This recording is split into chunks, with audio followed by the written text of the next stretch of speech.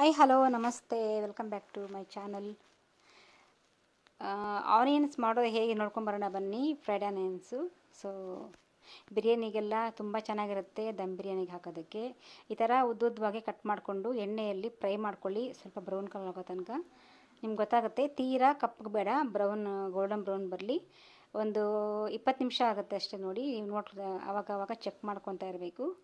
ಈ ಥರ ಮೊದಲೇ ಮಾಡಿ ಇಟ್ಕೊಂಡ್ಬಿಟ್ರೆ ನಮಗೆ ಸಂಡೇ ಬಿರಿಯಾನಿ ಮಾಡ್ಕೊಳ್ಳೋಕ್ಕೆ ಚೆನ್ನಾಗಿರುತ್ತೆ. ನೋಡಿ, ಇವಾಗ ನಾನು ಬಿರಿಯಾನಿಗೆ ಎಲ್ಲ ಮಿಕ್ಸ್ ಮಾಡಿ ಇಟ್ಟಿದ್ದೀನಿ. ಗೋಡಂಬಿ ಕೂಡ ಇಟ್ಟಿದ್ದೀನಿ ಹಾಕೋದಕ್ಕೆ.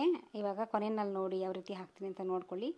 ತುಂಬ ಈಸಿಯಾಗಿ ಮಾಡ್ಕೊಬೋದು ಮನೆಯಲ್ಲಿ. ಕೆಲವು ಶಾಪಲ್ಲಿ ಕೂಡ ಸಿಗುತ್ತೆ. ನಾನು ಇವಾಗ ದಮ್ ಬಿರಿಯಾನಿ ಮಾಡ್ತಾಯಿದ್ದೀನಿ ನೋಡಿ.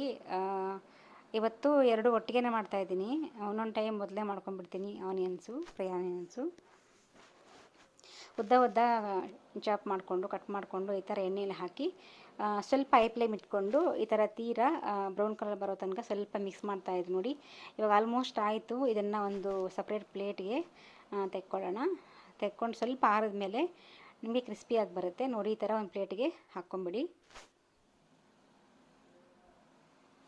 ಅಷ್ಟೇ. ಇದು ನೀವು ಮಾಡಿಕೊಂಡು ಸ್ಟೋರ್ ಮಾಡ್ಕೊಂಡು ಬೇಕಾದ್ರೆ ಹಾಕ್ಕೊಬೋದು. ಫ್ರೆಶ್ಶಾಗಿ ಕೂಡ ಮಾಡಿಕೊಂಡು ಹಾಕ್ಕೊಬೋದು. ನಾನು ಇಲ್ಲಿ ಒಂದು 10 ಆನಿಯನ್ ತೊಗೊಂಡಿದ್ದೀನಿ, ಬಿಗ್ ಸೈಜ್ ಆನಿಯನ್. ನೋಡಿ, ಈ ಥರ ರೆಡಿ ಆಗುತ್ತೆ. ಈ ಥರ ಮಾಡ್ಕೊಂಡು ಇಟ್ಕೊಂಡಾಗ ನಮಗೆ ಬಿರಿಯಾನಿಗೆ, ಪಲಾವ್ಗೆ ಎಲ್ಲ ಈ ಥರ ಫ್ರೈ ಆನಿಯನ್ಸು ಹಾಕ್ಕೊಬೋದು. ಈ ಹಾಕೋದ್ರಿಂದ ಟೇಸ್ಟು ಡಬಲ್ ಆಗುತ್ತೆ ಬಿರಿಯಾನಿಗೆ, ದಮ್ ಬಿರಿಯಾನಿಗೆ. ನೀವು ಈ ಥರ ಮಾಡಿ ನೋಡಿ ಮನೆಯಲ್ಲಿ.